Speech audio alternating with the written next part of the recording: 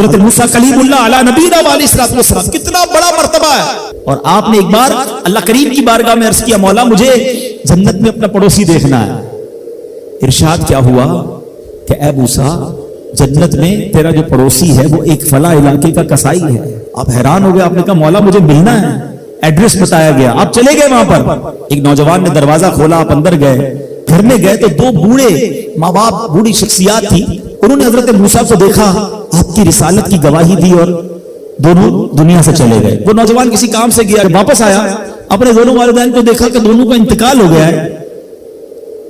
تو کہا ہو نہ ہو آپ حضرت موسیٰ علیہ الصلوۃ والسلام. حضرت موسیٰ نے کہا میں نے تو نہیں بتایا کہ میں کون ہوں، تمہیں کیسے پتا چلا؟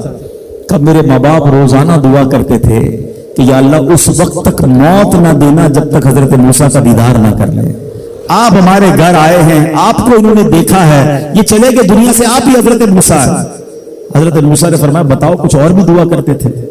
کہا ہاں میں اپنے بوڑھے ماں باپ کیونکہ چبا نہیں سکتے تھے، روز ان کو دیوالے چبا چبا کر کھلاتا تھا، اور جب بھی کھانا کھلاتا تھا نا میری ماں دعا کرتی تھی یا اللہ میرے بیٹے کو جنت میں موسیٰ کا پڑوسی بنا دینا. حضرت موسیٰ کہتے بیٹا تیری ماں کی دعا قبول ہو گئی ہے، تو ہی جنت میں میرا پڑوسی ہے.